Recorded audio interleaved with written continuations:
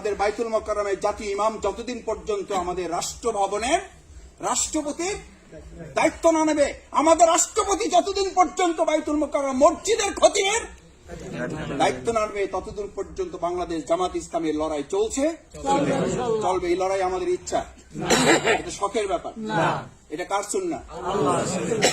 মুহাম্মাদুর রাসূলুল্লাহ। অনেক দৌড় দিয়ে শেষ পর্যন্ত না পৌঁছতে পারার চেয়ে আস্তে আস্তে করে সীমানায় পৌঁছতে পারাটাই বুদ্ধিমানের কাজ। আমরা সেই বুদ্ধিমত্তার পরিচয় দিয়েই আস্তে আস্তে আমাদের কাঙ্ক্ষিত লক্ষ্যে আমরা পৌঁছতে চাই ইনশাআল্লাহ। আলহামদুলিল্লাহ, সেই লক্ষ্যে আজকে এই যে বাড়ি আমাদেরকে এই সুযোগটুকু দিয়েছে, এই বাড়ির সবাই আজকে এখানে যারা আছেন, যারা শুনছেন, যারা শুনছেন না, আর সে আজিম থেকে তো আল্লাহ তাআলা শুনছেন। আল্লাহ তাআলা এই বাড়ির পার্শ্ববর্তী যারা প্রতিবেশী, যারা আমাদেরকে আশ্রয় দিয়েছেন, যারা আমাদেরকে সুযোগ দিয়েছেন, প্রিয় নবী মুহাম্মদুর রাসূলুল্লাহ সাল্লাল্লাহু আলাইহি সাল্লামকে এরকম করে অনেক প্রতিবেশী সুযোগ দিয়েছেন। সেই সুযোগ দেওয়া প্রতিবেশীদের উপরে অত্যাচার, নির্যাতন, নির্মম নিষ্পেষণ আসছে না আসে না? আসছে। তার জবাবে তারা বলেছিল, আমরা মুহাম্মদুর রাসূলুল্লাহ সাল্লাল্লাহু আলাইহি সাল্লামকে শুধু ভালোবাসি না, আমরা ব্যক্তি মুহাম্মদকেও ভালোবাসি, আমরা তার প্রতি এখন ঈমানে নাই। তারা কিন্তু ঈমান না আনার আগেও তাকে কি করেছেন? ভালোবেসেছেন। এবং তারা বলেছিলেন মুহাম্মদুর রাসূলুল্লাহ সাল্লাল্লাহু আলাইহি সাল্লামকে শুধু ভালোবাসি না, আমরা ব্যক্তি মুহাম্মদকেও ভালোবাসি। কারণ সে আমানতদার, কারণ সে কি? কারণ সে আমানতদার, কারণ সে আমাদের হকের প্রতি কি থাকে? যত্নবান থাকে। সে আমাদের বিপদ আপদে আমাদের পাশে থাকে, আমাদের সহযোগিতা করে। সুতরাং ব্যক্তি মুহাম্মদের প্রতি আমাদের ভালোবাসা আছে। যত বিপদ আসুক আমরা মুহাম্মদকে কি দেব? আশ্রয় দিব। দিয়েছিল না, দেয়নি?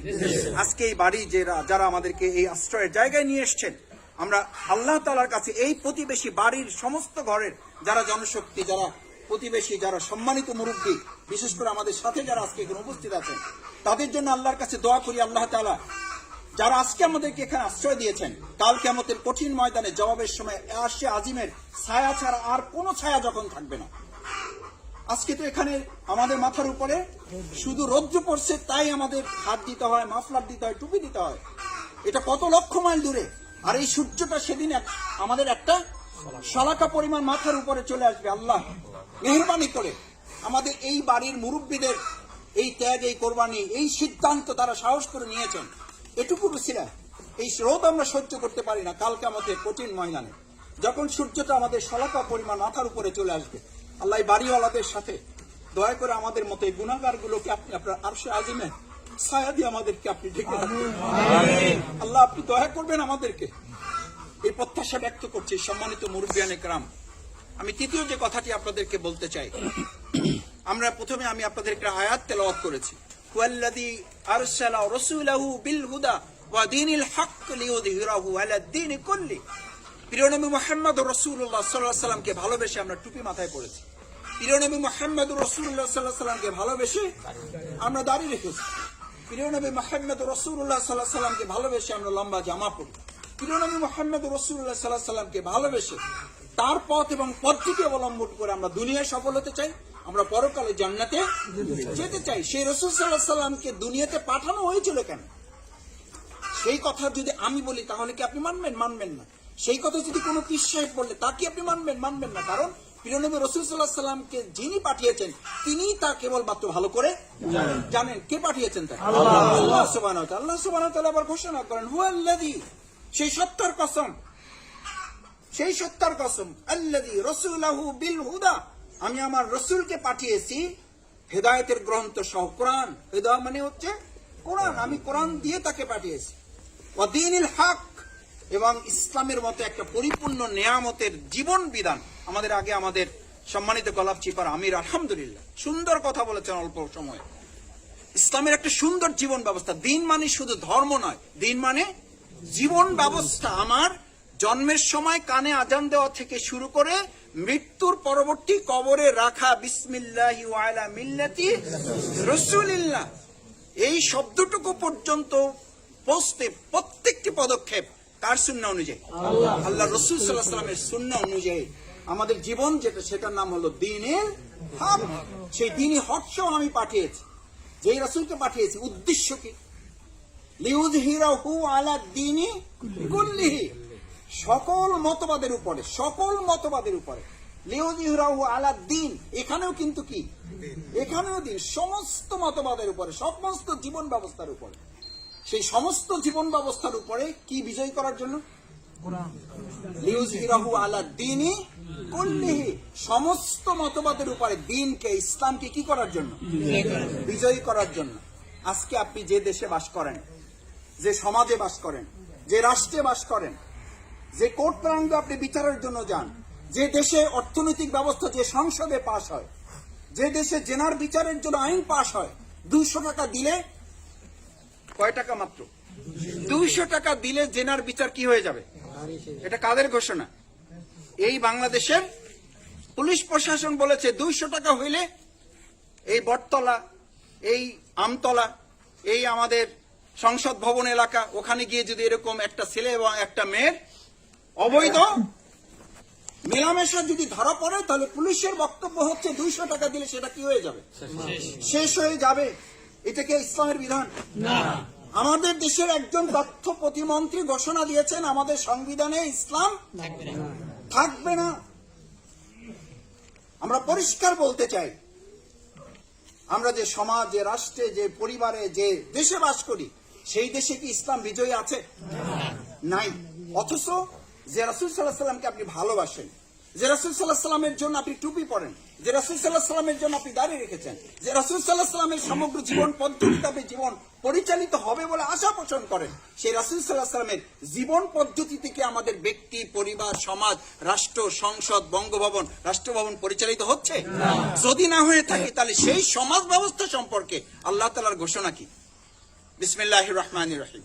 ওয়ামান লাম ইয়াহকুম বিমা আনজালাল্লাহু ফাউলাইকা হুমুল জাহিলুন, ফাউলাইকা হুমুল কাফিরুন, ফাউলাইকা হুমুল ফাসিকুন।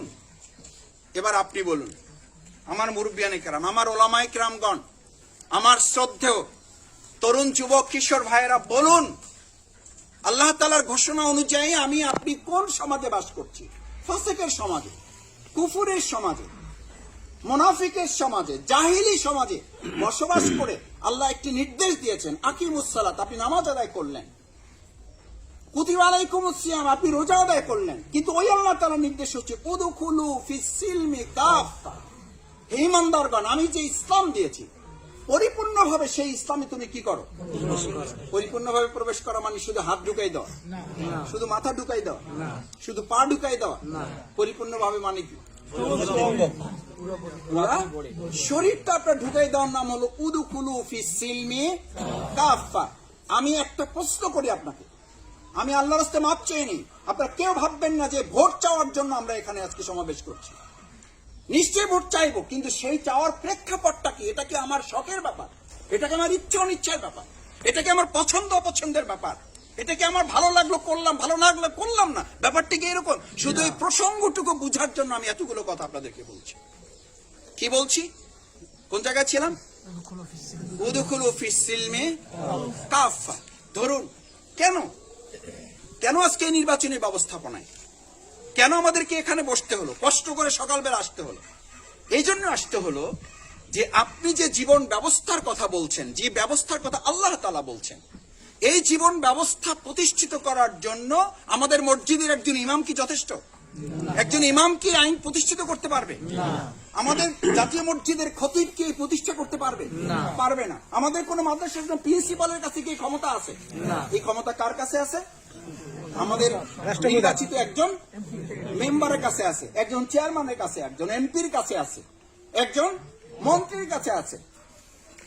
সেই জায়গায় যদি আমরা মনে করি যে আল্লাহ তাআলা উদখুলু ফিস সিলমি কাফা, ব্যক্তিগতভাবে আমি আপনার কাছে জানতে চাই, রাষ্ট্র যদি কোনো ব্যক্তিকে সম্পূর্ণভাবে সহযোগিতা না করে, একজন ব্যক্তি চূড়ান্ত প্রচেষ্টা চালিয়ে রাষ্ট্র অসহযোগিতা থাকা অবস্থায়, রাষ্ট্রের সহযোগিতা না পাওয়া অবস্থায় একজন ব্যক্তি সর্বোচ্চ চেষ্টা করে পরিপূর্ণ মুত্তাকিয়ানা, পরিপূর্ণভাবে ইসলামে প্রবেশ করা রাষ্ট্রের সহযোগিতা ছাড়া ব্যক্তির পক্ষে সম্ভব না? অসম্ভব? অসম্ভব। এটার সাথে আপনারা সবাই একমত? এটার সাথে একমত না হওয়ার তো কোনো কায়দা নাই, উপায় নাই, পারবেন না। রাষ্ট্র যদি আপনাকে সহযোগিতা না করে, আপনি ব্যক্তিগতভাবে পরিপূর্ণ মুসলিম হতে পারবেন না। তার উদাহরণ যদি ছোট্ট করে বলি, যে দেশে ইসলাম আছে, মোটামুটি আছে, সৌদি আরবে সেই দেশ ইসলাম পালন করা আর বাংলাদেশ ইসলাম পালন করা কি সমান? না। কেন সমান নয়? তারা রাষ্ট্রীয়ভাবে ইসলামকে কি করে? স্বীকৃতি দেয়। আমাদের দেশে মৌখিকভাবে স্বীকৃতি আছে, কিন্তু কাগজে কলমে ইসলামের রস্যও নাই। যার কারণে আপনার সন্তানকে মাদ্রাসায় পাঠিয়েছেন পূর্ণ একজন আলেম বানানোর জন্য। সেই মাদ্রাসায় আমার সন্তানকে পরিপূর্ণ আলেম বানানোর পরিবর্তে পূর্ণাঙ্গভাবে একজন মানব রচিত মতবাদের আল্লাহর গোলাম হওয়ার পরিবর্তে মানুষের গোলাম হয়ে সেখান থেকে সে ফিরে আসছে। মাদ্রাসা, স্কুল, কলেজ, বিশ্ববিদ্যালয় তো বাদই দিলাম, মাদ্রাসায় এখন আমাদের সন্তানকে শিখানো হচ্ছে ওয়াজতাবাকুম মিল্লাতা আবিকুম ইব্রাহিম, জাতির পিতা হিসাবে আমাদের স্বীকৃতি কার্ড। আপনার মাদ্রাসায় পড়ুয়া সন্তানকে এখন ক্লাস 6-এ 7-এ 5-এ জিজ্ঞেস করে দেখবেন। এখন আজকে বাসায় গিয়ে জিজ্ঞেস করবেন, বাসায় গিয়ে জিজ্ঞেস করবেন, যদি লিখতে বলা হয় সে কোনটা লেখে, যদি বলতে বলা হয় সে কোনটা লেখে। আপনি তাকে গিয়ে জিজ্ঞেস করবেন পর্দার বিধান ফরজ না সুন্নাত না নফল ওয়াজিব, সে বলবে পর্দা আবার কি জিনিস। নিকাব করা, হিজাব করা আপনার সন্তান যার বয়স এখন 11 বছর, যার বয়স এখন 12 বছর, তাকে জিজ্ঞেস করবেন তোমার স্কুল, তোমার কলেজ, তোমার মাদ্রাসা তোমাকে কি হিজাব করা, পর্দার বিধান এটা কি তোমাকে শিখিয়েছে? এটা তোমার জন্য বাধ্যতামূলক, এটা কি তোমাকে শিখিয়েছে? অর্থাৎ শিক্ষা ব্যবস্থা আমাদের থেকে ইসলাম বিদায় করে দিয়েছে। অর্থনৈতিক ব্যবস্থা থেকে ইসলাম, সংস্কৃতি। মোবাইল খুললে ভয়াবহ সংকট আপনার সামনে অপেক্ষা করুন, ভয়াবহ সংকট। আমি বলছি না আপনার ভোটের জন্য, আমি বলছি না আগামী দিনে জামাত ইসলামী নির্বাচন করুন, আমি বলছি আপনাকে দুনিয়াতে আসতে হবে পরকালে বাঁচার জন্য। চূড়ান্ত সিদ্ধান্ত নেওয়ার এখনই সময়, কারণ এখন দুটো বিশ্ব ভাগ হয়ে যাচ্ছে। এক, চূড়ান্তভাবে ইসলামের পক্ষে তিনি শক্তভাবে অবস্থান নেবেন, না হলে চূড়ান্তভাবে ইসলামের বিপক্ষে তিনি অবস্থান নেবেন। এখন মাঝামাঝি অবস্থান নেওয়ার আর কোনো কেন নাই? একটা তুফানওয়ালা নদী, নৌকাটা এরকম ওরকম করছে, উথাল পাতাল করছে, তখন দুভাগে ভাগ হবে মানুষ। নিরপেক্ষ আর ওখানে কেউ থাকে না। ওই সময় হয় সে ভগবানের নাম নিবে, না হলে আল্লাহর নাম নিবে। কেউ না কেউ করবে। দেখেন বুকে ফু দেয়, যার মাথায় কাপড় ছিল না সে মাথায় কি তুলে দিয়েছে? কাপড় তুলে দিয়েছে। আমি উদাহরণ বলি, অনেক সময় এই যে আমার নাজমুল ভাই গল্প করে অনেক সময় সুন্দর সুন্দর কথা বলে। আমি বরিশাল থেকে মাত্র কিছুদিন আগে ঢাকা থেকে আসতেছি, উঠে দেখি যে সেই ইন্ডিয়ান ফিল্ম চলতেছে টিভিতে, মানে ঢুকেই দেখি টিভি তো অত সারা থাকে। আমি বন্ধ করার আগেই চোখ পড়তে গিয়ে দেখি যে তাতে উজু রাখার মতো কোনো ব্যবস্থা নেই। টিভিটা বন্ধ করলাম, এর আধা ঘন্টা পর দেখলাম আবহাওয়া একটু কি হয়েছে, খারাপ হয়েছে। আবহাওয়া খারাপ হয়েছে এটা দেখারও আগে আমি টিভিটা অন করে, আমার বাচ্চা টিভি অন করছে, অন করার পর দেখি যে তেলাওয়াত চলতেছে। আমি বললাম ঘটনা কি? একটু আগে ইন্ডিয়ান ফিল্ম চলতেছে, তেলাওয়াত চলতেছে কেন? আমি আমার স্ত্রীকে বললাম দরজাটা একটু খোলো তো, বাইরে বোধহয় কোনো সমস্যা হয়েছে, না হলে তেলাওয়াত চলার কথা না। ঠিকই দেখি যে বাইরে একটু বাতাস ঘুরি ঘুরি বৃষ্টি। আমি একজনকে পাঠালাম, বললো যে তারা ইতিমধ্যে পরবর্তী ওয়াজও রেডি করে রাখছে, বাতাস যদি আরেকটু জোরে হয় তার ওয়াজও তারা রেডি করে রাখা আছে। এবং সত্যি আমি একজনকে পাঠাইলাম, বললো যে হ্যাঁ আমাদের ওয়াজ সেট করা আছে। বিপদ যখন চলে আসে তখন আপনি মাঝামাঝি অবস্থা নিতে পারবেন না। সেই বিপদ আসছে না আসবে, এসে গেছে। আপনি আপনার সন্তানকে নিয়ে নিরাপদে আছেন, কে কে হাত জাগান? আপনার মেয়েকে নিয়ে নিশ্চিন্তে ঘরে বসে আছেন, কে কে হাত জাগান? আপনি অনৈতিকভাবে সুদ ঘুষ মুক্ত আপনার অর্থনীতি আপনি পরিচালনা করছেন, কে কে হাত জাগান?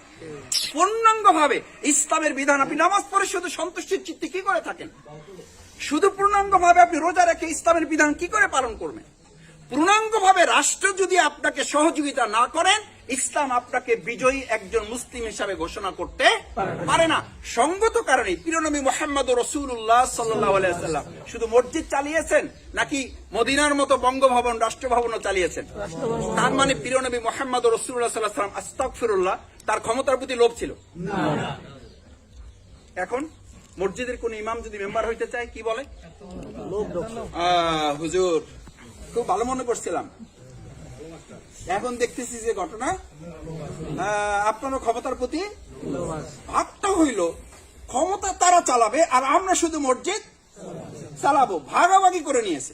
এই ভাগাভাগির সুযোগটা ইতিহাসটাকে এখনকার নাকি রাসূল সাল্লাল্লাহু আলাইহি ওয়াসাল্লামের সময় ভাগ করে সিদ্ধান্ত নিয়ে এরকম রাসূল সাল্লাল্লাহু আলাইহি ওয়াসাল্লামকে এরকম ঘিরে ধরে, আমরা তো এক পাশে আর আপনার ও পাশে, তখন রাসূল সাল্লাল্লাহু আলাইহি ওয়াসাল্লাম চারদিকে ঘিরে ধরে মাঝখানে বসিয়ে জিজ্ঞেস করেছিল আব্দুল্লাহ তুদহিনু ফায়ুদহিনুন, মুহাম্মদ আজকে ফয়সালার দিন, হয় তুমি বাঁচবা না হলে আমরা মরবো, হয় তুমি আপোষ করবা না হলে আমরা তোমাকে আপোষ করতে বাধ্য করবো। আব্দুল্লাহ তুদহিনু ফায়ুদহিনুন, মুহাম্মদ তোমাকে একটা কথা বলি, সেটা হলো তুমিও আমাদের কিছু কথা শোনো, আমরাও তোমার কিছু কথা শুনি।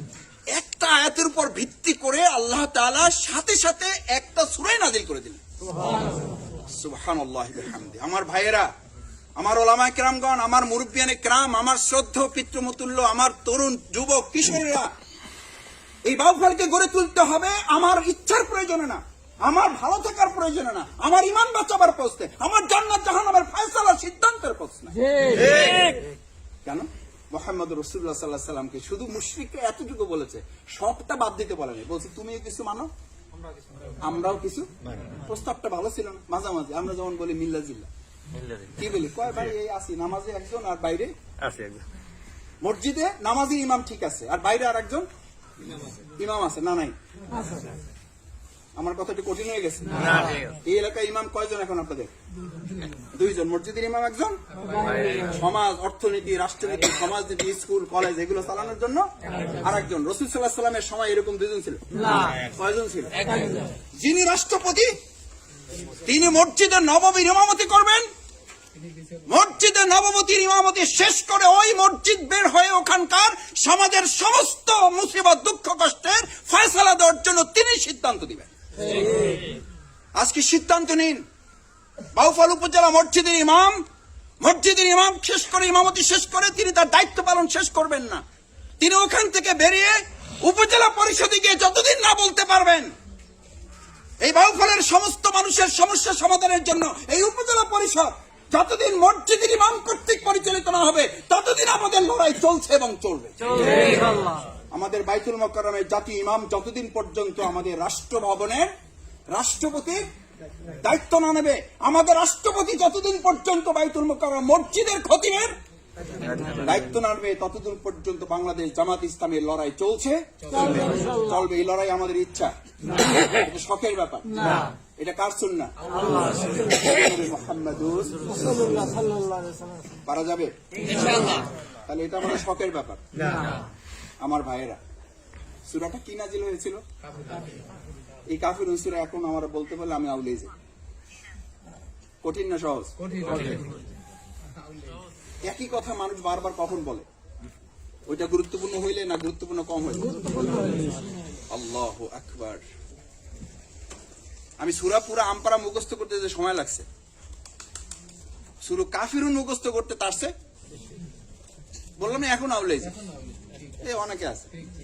তার মানে আমি মাঝে মধ্যে আমাদের অনেকে বলে, কয় মাসুদ ভাই আপনারা এই যে একটা পাইছেন, আমি একটু হালকা করে বলি, আমার ওয়াইফও মাঝে মধ্যে আমারে বলে, আপনার পুরো আলোচনা শুনলে একটা কথাই বারবার বুঝায়, সেটা হলো আকিমউদ্দিন। আপনি এর বাইরে গিয়ে আর কিছু কথা বলা যায় না?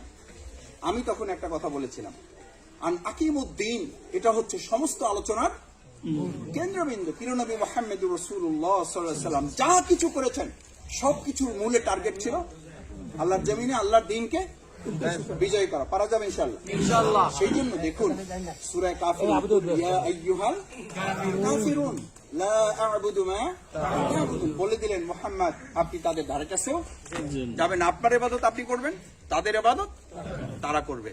আজকে আমরা যারা এখানে আসছি আমাদের সেই সিদ্ধান্ত আছে না নেই? আছে না নেই? আছে। আমাদের কি সিদ্ধান্ত? আমরা এক আল্লাহর গোলাম। কার গোলাম? আমি আপনাদের কষ্ট বেশি দেব না, আমি শেষ কথায় চলে আসছি।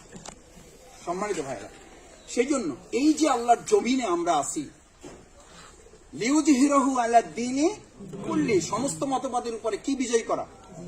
তাহলে ইসলাম তো বিজয় হয়ে গেছে আলহামদুলিল্লাহ। সুতরাং আমরা এখন রেস্ট নিতে পারি না। আচ্ছা, মাসুদ ভাই এমপি হয়ে গেলে বিজয় হবে, না হয়ে গেলে বিজয় হবে না, ব্যাপারটা কি এরকম না?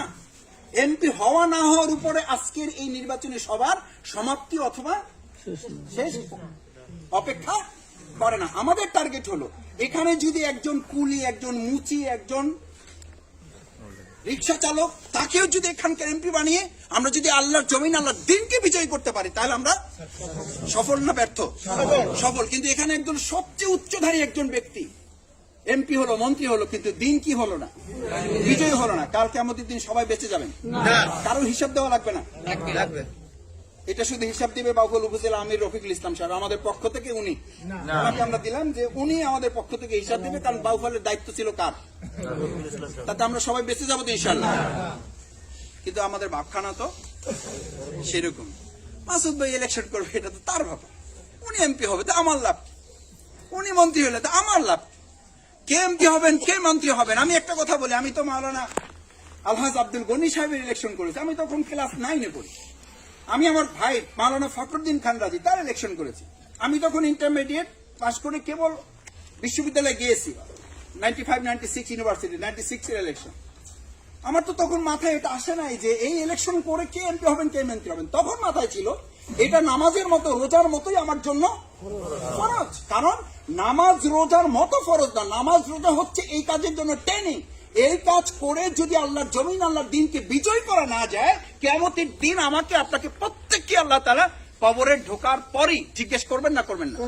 3টা প্রশ্নের মধ্যে প্রথম, মান রব্বুক, তোমার রব কে ছিল? তা আমি বলবো আমার রব আল্লাহ ছিল। আল্লাহ বলবেন নো, তোমার কথা সত্য না। তোমার অর্থনীতিতে তোমার রব ছিল না। তোমার বঙ্গভবনে তোমার রব ছিল না। আপনি বলবেন বঙ্গভবন দিয়ে আমি কি করব?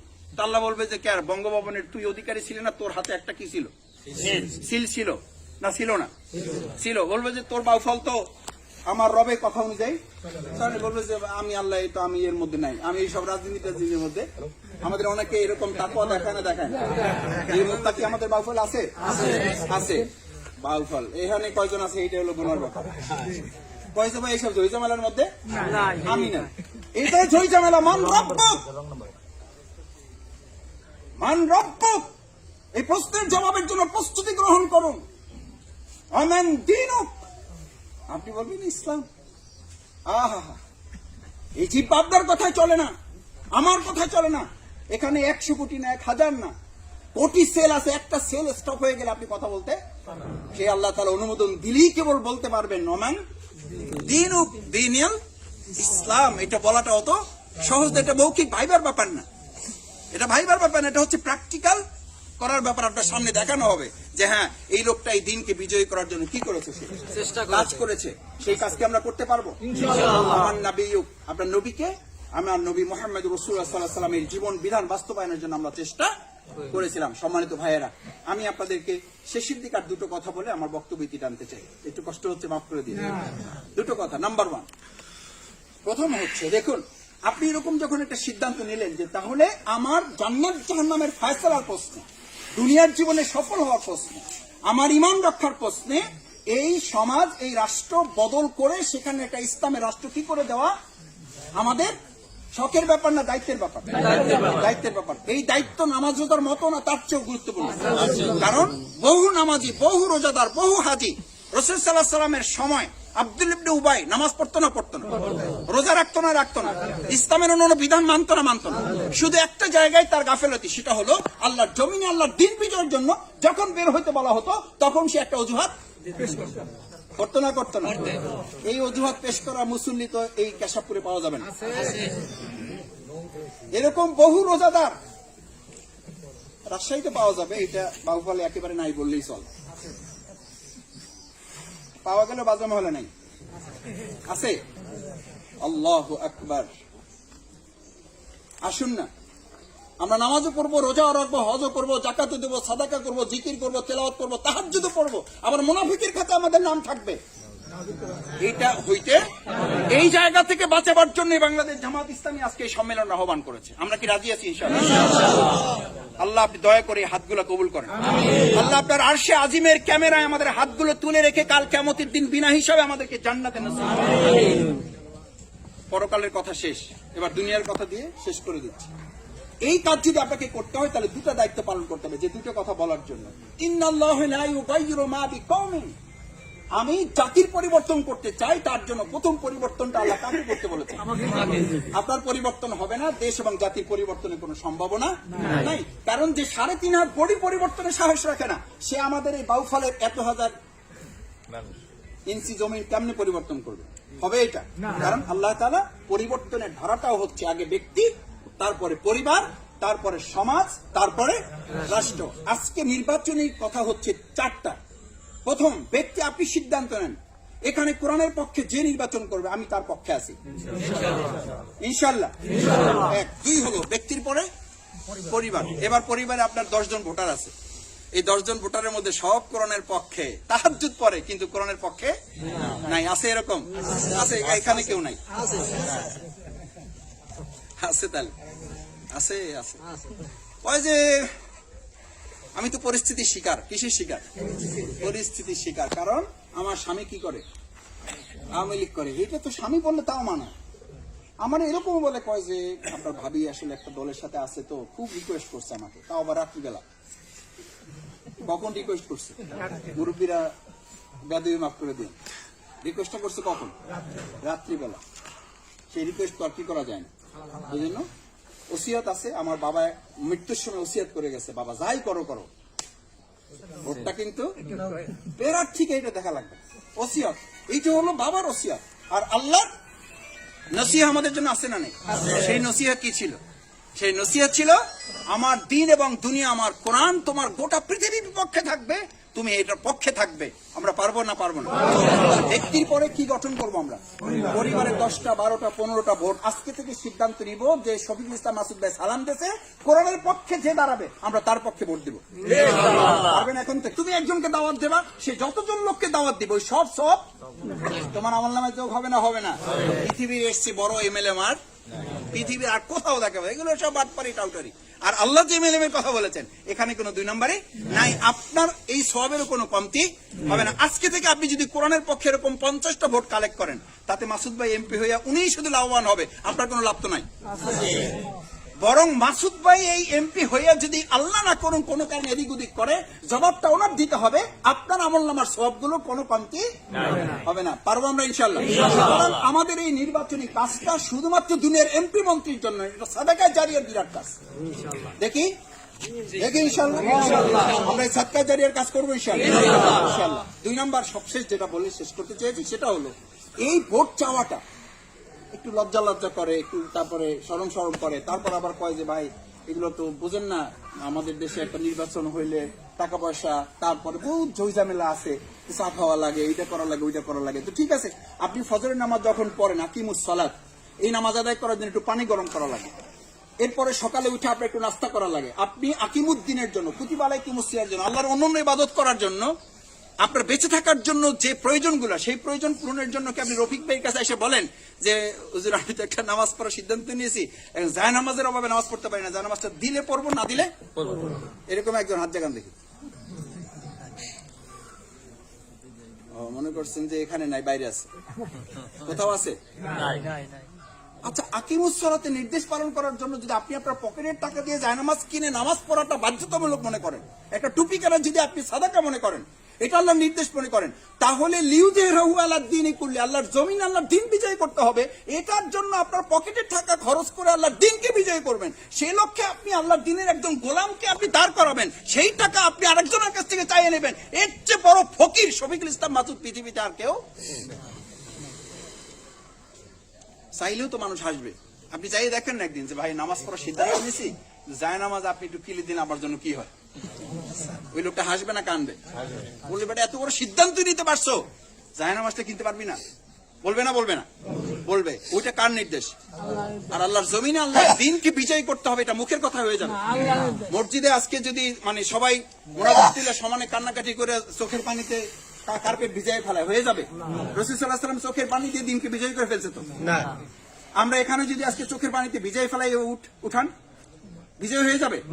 যাবে না। এটা কাজে লাগবে, কিন্তু এটার মধ্য দিয়ে হবে না। ওটার জন্য আমাদের পরিশ্রম, শরীরের ঘাম, আমাদের কোরবানি, আমাদের সময়ের কোরবানি, আমাদের অর্থের কোরবানি, আমাদের মতের কোরবানি, এগুলো আমরা করতে কি রাজি আছি ইনশাআল্লাহ? এরপরেও বলবেন যে ও মাসুদ ভাই আজকে তো সব ফায়সালা নিয়ে আসছেন, যাতে আর টাকা চাওয়ার কোনো লাইন না থাকে। আমি আপনাকে বলছি না, অবশ্যই আমরা দিনের কাজের জন্য পরস্পর তাআওয়ানু আলাল বিররি ওয়াত তাকওয়া, একে অপরকে যেমন সহযোগিতা করব, এই কাজেও আমরা একে অপরকে সহযোগিতা করব। দিনের কোন কাজ, ভালো করে মনে রাখেন, দিনের কোন কাজ টাকার জন্য কোথাও পৃথিবীতে থেমে থাকে নাই, থাকছে না, ভবিষ্যতেও থাকবে না ইনশাআল্লাহ। তো আমাদেরকে বলে ভোট চাওয়া লাগবে না, পরের লাইনটা কি বলে? ভোট পাহারা। কোন সমাজে এইটা কথা বলতেছে? যখন জীবিত মানুষ ভোট দিতে পারে না, মৃত্যু ব্যক্তি ভোট দিয়ে এটা টাঙ্গাইলে হয়েছে, বাউফলে তো এরকম সব জায়গায়। মাওলানা রফিক ভাই, এখন আপনি সিদ্ধান্ত দেন ভাইদের। এই মৃত্যু ব্যক্তিদের ভোট তো আর আমরা ঠেকাইতে পারবো না, এটা তো ফেরেশতারা দায়িত্ব নিয়ে করছে। এই ফেরেশতা যে দায়িত্ব নিয়েছে, এটার সাথে তো আমরা লড়াই করতে পারবো না। আল্লাহর কাছে সাহায্য চাইতে হবে যে আল্লাহ, ফেরেশতাদের দিয়ে তুমি যেই অঞ্চলে মৃত্যু ব্যক্তির ভোট কাস্ট করাইতে পারো, আল্লাহর রাস্তায় আমাদের জীবিত লোকের ভোটগুলো আপনি আগে কাস্ট করান, যাতে মৃত্যু ব্যক্তি দ্বারা ভবিষ্যতে কষ্ট করতে না হয়।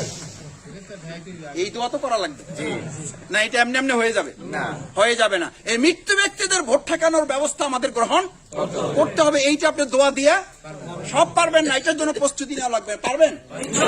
নিতে হবে।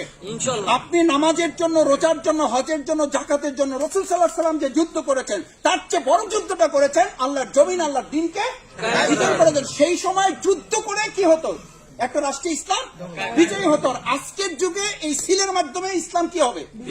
বিজয় হবে। সেই সিলটা ওই সময় ছিল যুদ্ধ, আর এই সময় ব্যালটটা এখন যুদ্ধ। ব্যালটের এই যুদ্ধে আমরা জীবন বাজি রাখবো ইনশাআল্লাহ। রাখবেন ইনশাআল্লাহ। আপনার কথা সাক্ষী আমি না, আপনাদের এই সমস্ত আওয়াজে সাক্ষী আল্লাহ। একদম আরশে আজিমের মাঝখানে আর এই জন্য ঘর থেকে বাইক করে নিয়ে আসছি। রফিক ভাই বলছিল ঘরের মধ্যে, আমি বললাম না, আজকে একটু আরশে আজিমের নিচে বসি আমরা। সুতরাং সাক্ষী কে আজকে? ঘরের মধ্যে হলো আল্লাহ সাক্ষী ছিলেন।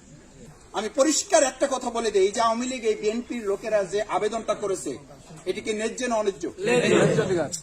যে শফিকুল ইসলাম মাসুদ ভাইয়ের ইলেকশন কোন দলীয় ইলেকশন হবে না, এটা হবে কিসের ইলেকশন? বাউফল ইলেকশন। তো বাউফল ইলেকশন করতে হলে আপনার কমিটিতে একজন হিন্দু লাগবে না লাগবে না? একজন আওয়ামী লীগ যদি থাকতে চায়, থাকার মতো থাকে, লাগবে না লাগবে না? উনি হয়তো ভোট দেখাই দেবে না দেখাই দেবে সেটা পরে, উনি যদি মনে করে যে না, আমি দলমতের উঠতে উঠে আমি অমুকের ইলেকশন করবো, আমরা কি তাকে বলবো যে না ভাই আপনার তো দাড়ি নেই, দাড়ির অবস্থা ভালো না, রাইকে তারপর আসেন? আপনার দিয়ে কামাইবেন। আপনি তো তাহাজ্জুদে সেদিন দেখি নাই। আমি তো মাঝে মাঝে তাহাজ্জুদে যাই, বছরে তো 2 বার অন্তত যাই, কই দিন দেখলাম না আপনারে। আপনারা দিয়ে মাসুদ ভাইয়ের ইলেকশন হবে না। দেখি আপনার হাতে তো সিগারেটের দাগ আছে, আপনারা দিয়ে কোনো কামই নেই। আমি আপনাকে একটা কথা বলি, রাজশাহী ইউনিভার্সিটিতে আমি ইলেকশন করেছি, রাকসু নির্বাচন। ইলেকশনে মেয়েদের কাছে ভোট চাইতে গেছি। কাদের কাছে? মেয়েদের কাছে। পর্দা আছে না? নেই? নেই। এর পর্দা নাই, আমার তো আছে। এখন আমি তো কথা বলতেছি হলো, আসসালামু আলাইকুম আপা, আমি শফিকুল ইসলাম মাসুদ আসছি আপনার। সে সোজা আমার দিকে, আমি তো মাটির দিকে, সে তাকাইছে আমার দিকে, বলছে যে মাসুদ মিয়া শোনেন, এত সিনিয়র আপা, আমি এলাম থার্ড ইয়ার, আর সে হলো মাস্টার্স। কয় শোনেন মাসুদ মিয়া, আপনি যে শফিকুল ইসলাম মাসুদ আমার দিকে তাকাইয়ে কথা বলার সাহস পান না, সে আপনার কাছে ভোটের আশা করেন কেন? কথার যুক্তি আছে না? এখন কি করবেন? আপনি আমার দিকে তাকাবার সাহস করেন না, তা আপনি ভোট চান কি আশায়? এখন আপনি কোন হিন্দুর বাড়িতে ঢোকার সময় যদি 3 বার উজু করেন, যে উজু করার আগে ঢুকতে হবে, আবার ঢোকার পরে উজু করা লাগবে, শীতের দিন, আমাকে এত কষ্ট করার দরকার নেই। এই ভোট আমার না হইলো দিতে যাবেন তো? না। আওয়ামী লীগ এক রাস্তা দিয়ে আসতেছে, দেখে আপনি আর রাস্তা দিয়ে চলেন, যে দুনিয়া পাল্টাই যাবে, এই লোক তো পাল্টাবে না, ক্ষমাকে টাইম নষ্ট করে লাভ নাই। আপনি আর এক রাস্তা দিয়ে চলে গেলেন, জিতে যাবেন তো? জিতে যাবেন না। আমি আপনাকে একটা কথা এটা এই জন্য বলেছি, প্রথম অহংকার মাপ চেয়ে বলেছি। আমি আবারও বলি, জামাতের ভাইয়েরা, আজকে এখানে বিভিন্ন পর্যায়ের লোকেরা আসছেন, আমি অনুরোধ করে বলি, জামাত ইসলামী লোকেরা আপনাদেরকে যতখানি ভালোবাসে এটার মূল্য অপরিসীম, কিন্তু এর বাইরে যারা ভালোবাসেন তাদের মূল্য তার চেয়ে কয়েক শতগুণ বেশি। মর্যাদা যখন দিতে পারবো, তখনই আমরা জাতির নেতৃত্ব দেওয়ার যোগ্যতা পারবেন ইনশাআল্লাহ। বিএনপি কে বুকে টানতে পারবেন, আওয়ামী লীগকে বুকে টানতে পারবেন, হিন্দু বৌদ্ধ খ্রিস্টান যা আছে ধর্মের ভিত্তিতে আমরা দিনকে বিজয় করার লক্ষ্যে আমাদের সংকীর্ণতার উঠতে উঠে উদার থেকে আমরা এবার বিজয় করবো ইনশাআল্লাহ। পারবেন? তার কাছে টাকা না চাই, নিজের পকেটে টাকা দিয়ে তারা চা খাওয়াই দেবেন। এটা ঘুষ হিসাবে না, কি হিসাবে? আল্লাহর সন্তুষ্টির উদ্দেশ্যে আমি তার জন্য 1 কাপ চা খরচ করবো। জামাতের উপরে সব দোষ চাপাইয়ে বসে থেকে আমরা কাল কিয়ামতের দিনে জান্নাত পাইয়ে যাবো তো? যেখানে জামাতের নেতার যদি সহযোগিতা পাইতাম তাহলে কিন্তু সব হয়ে যেত। রফিক ভাই, ওনার সহযোগিতা না পাওয়ার কারণে আজকে আমরা এই অবস্থায় আছি। কাল কিয়ামতের দিন ওনার পায়ে, ওনার ঘাড়ে পা রেখে আমি জাহান্নামে যেতেও রাজি আছি। আস্তাগফিরুল্লাহ। আমি অনেক জায়গায় এটা শুনি, কয় যে মাসুদ ভাই সবই ঠিক ছিল, কিন্তু আপনাদের অমুক নেতা যদি খালি একটু ঘুরে দাঁড়াইতো তাহলে কিন্তু কাজ হয়ে যেত। তা আমি অনেক সময় বলি যে উনি জাহান্নামে গেছে, আপনিও আল্লাহ মাফ করুক, আমি ওই জাহান্নামে যেয়ে দেখলাম যে আমার ওই লোকের কারণে যার কাজ হয় নাই তাকে জাহান্নামে দেখে আমি আল্লাহ শুকরিয়া আদায় করলাম যে আল্লাহ আলহামদুলিল্লাহ আমি আসছি, কিন্তু যার কারণে পারি নাই তাকে জাহান্নামে দেখে আমার ভালো লাগতেছে। এই শুকরিয়া আদায় করবেন কে কে? বরং মেজাজটা আরো কি হবে, যে বেটা তোরে দুনিয়া তো দেখতে পারি না, এখনো দেখতে পারি না, আল্লাহ জাহান্নাম দেশে সেইটা কোনো সমস্যা নেই, কিন্তু তোরে এখানে দিল কেন? মেজাজ খারাপ হবে না? হবে। সুতরাং সেই ভাইয়ের জন্য দোয়া করা, সহযোগিতা করা, যে ওই ভাই পারে নাই তাকে নিয়ে আমি পারবো ইনশাআল্লাহ, সেই প্রত্যাশা ব্যক্ত করে সবাইকে ধন্যবাদ জানিয়ে, কষ্ট করেছেন, আল্লাহ তাআলা আপনাদের উত্তম জাযা দান করুন। আমিন। সুবহানাকাল্লাহুম্মা ওয়া বিহামদিকা আশহাদু আল্লা ইলাহা ইল্লা আনতা আস্তাগফিরুকা ওয়া আতুবু ইলাইক। আসসালামু আলাইকুম ওয়া রাহমাতুল্লাহি ওয়া বারাকাতুহু।